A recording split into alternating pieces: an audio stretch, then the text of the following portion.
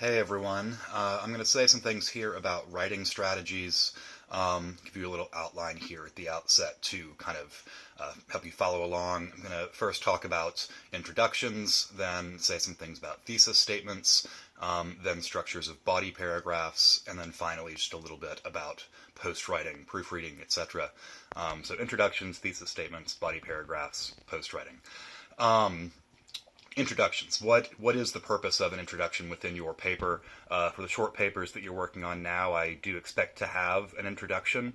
It can be fairly minimal. It could be 3 or 4 sentences. Doesn't need to be extensive, but you do need an introduction. And what does an introduction accomplish? Well, primarily, in a kind of broad sense, the introduction is there to bring your reader from the place of generality at which they enter the conversation to being able to have a conversation with you. So the goal is for your reader to basically know enough about what the things are that you are discussing in the paper by the time they get to the end of the introduction that they can really follow what you're saying.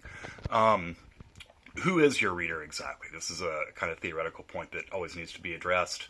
In academic writing, generally speaking, we refer to the reader as what's called an educated but non-expert audience, or an educated but non-expert reader. So the reader that you're dealing with, or the reader that you're addressing yourself to, is not specifically the professor. It's not just me. You should think about it in a more abstract way. It's someone who has read the text that you're talking about, but who is not an expert on that text or on that area of thought. So someone who's read the same Plato as you have, which is what you'll have to be writing on for this first paper, has read Plato, but is not a scholar of ancient Greek philosophy. So in that sense, you and your reader are theoretically on kind of equal status. The difference between you and your reader is that you have something in particular that you've worked out that's original that you want to say about the text that both of you have read. Okay, that's the purpose, broadly speaking, of the introduction, is to get your educated but non-expert reader to the point where they can have a specific conversation with you about what specifically you want to be talking about.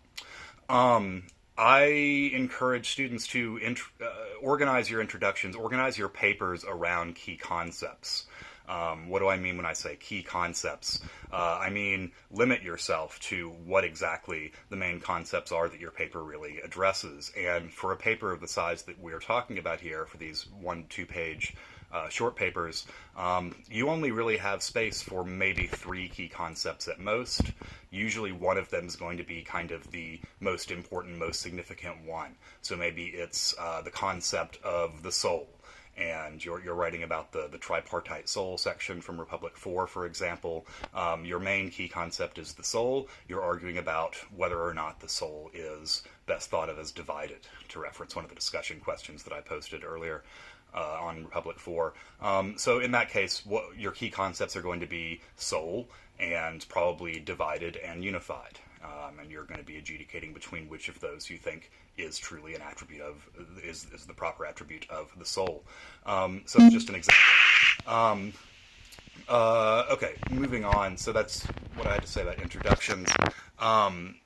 Let's talk about thesis statements. And this, I imagine, probably is the aspect of writing that you've been drilled on the most already, coming out of high school or so far in college. Teachers love to talk about thesis statements. Well, I'm not going to say maybe as much as you've heard before about thesis statements. The main thing that I want to emphasize is that your thesis statement should be argumentative. It should be controversial. And I mean that in a specific sense. I don't mean controversial in the fact that it, makes people mad or something. I mean controversial in the sense that it can be reasonably disagreed with. So you're not just saying, I think that Plato was a great writer.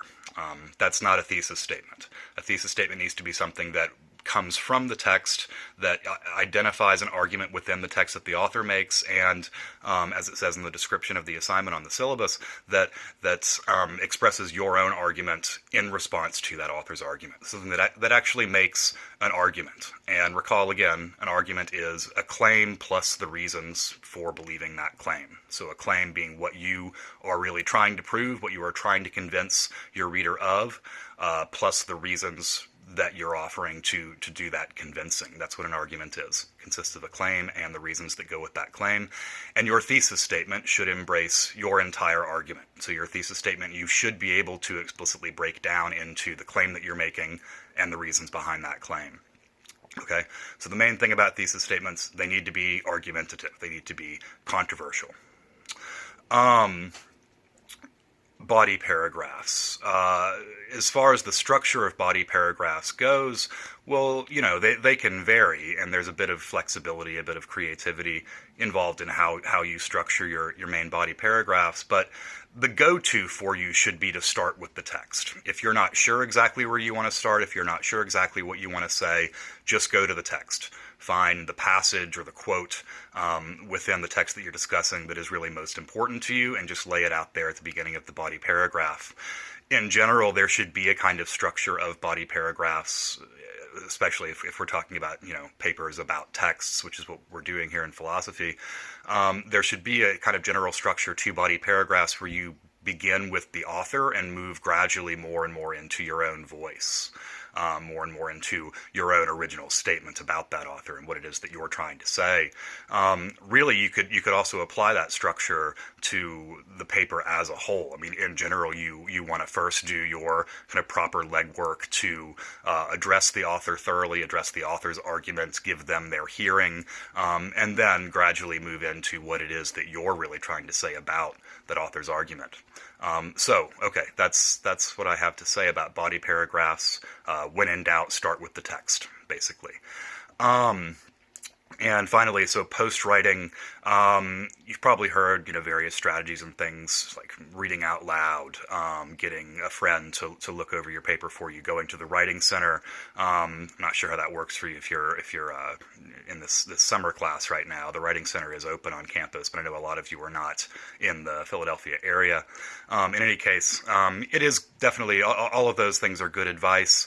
I think generally any advice that you get about post-writing, about proofreading strategies, boils down to achieving some kind of distance, achieving some kind of separation between the kind of subjective state that you were in when you did the creative act of writing and the position of analyzing your own writing, of trying to look at yourself objectively, of trying to look at what you've done and say, you know, in a reasonable and non-biased way, like this is good or this is bad, this needs to be changed.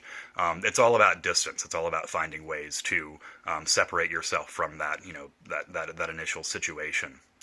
Okay, that's what I have for writing strategies, generally speaking. Hope everything's going well with turning your discussion board posts into the first writing assignment, which is how I recommend you approach the assignment. And yeah, I'll be in touch over the weekend. Thanks.